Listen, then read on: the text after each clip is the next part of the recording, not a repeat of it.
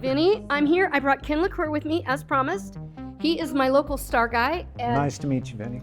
Now, what you're going to show us tonight, it's going to be a little bit above my pay grade, as far as understanding certain things. So, The sky here in Lake County is phenomenal. The darkness of the sky and the altitude contribute greatly, as well as a low humidity make sky viewing just spectacular. And we're gonna have a good show for you tonight.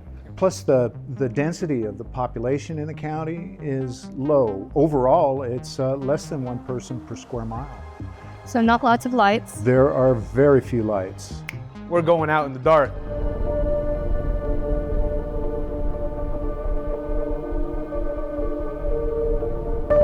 Wow, it's dark out here. Wow, look at that. So now you mentioned something before we came up here. You said that our eyes will adjust as time goes on to see more naturally. Yes, yeah. But in order to do that, we have to have all of the white lights or any with blue light extinguished. You mean like camera lights? and Yeah, stuff? yeah. The red lights will not affect your night vision. Well, you tell us when and we'll go dark on the cameras. That looks good, Ross. Okay, now listen, don't go anywhere, okay? Because now that's the only flashlight I had. It's really dark out here. And I always ask people what constellations they know in order to start with. Can I Google it real quick? Okay, easy one. What is the bright lights I'm seeing? They are stars. Your stars. Over here, Okay. right above the horizon, this is the Big Dipper. Oh my goodness, yes. That is insane. Okay, I'm gonna walk away from the camera for a minute. Okay, that's huge.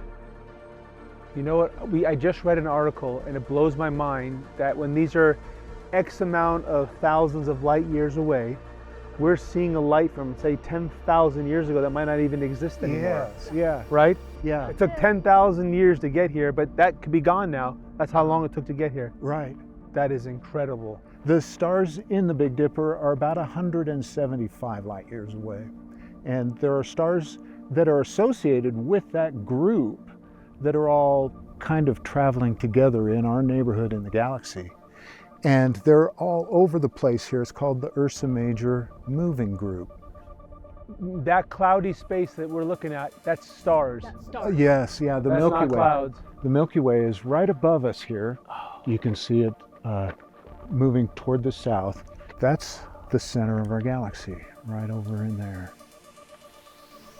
The center of our galaxy. Our galaxy, yeah. That's the reason for the name of that supermassive black hole that sits there is Sagittarius A, because it's right in the middle of the constellation Sagittarius. We are about 2/3 of the way out from the center of our galaxy toward the edge. The galaxy itself is 100,000 light years across. Do you know how long it goes back when these things were named? These constellations? Oh, I remember back in school, but I can't. Most of the constellations that we know were outlined and written down for posterity by Claudius Ptolemy in the 2nd century. I can see what you're talking about as far as the changing of my eyes adjusting. Even with the guys have the red lights on, Yeah. everything's coming alive like already.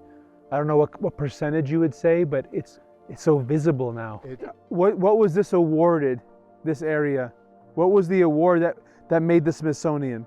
The International Dark Skies Consortium, now it's called just International Dark Skies, Yes. is a international nonprofit seeking to preserve and protect the night sky and educate the world on why darkness is important. And because we have the biggest, darkest plot in the United States, if you look at a night map. Yeah, if you look at any map from the space station of North America, You can you'll see just where we see are because you we're can the big dark sky. we're the big black area. And Yeah. so we decided that we needed to protect it and we needed to celebrate it. And so we formed the Oregon Outback Dark Sky Network.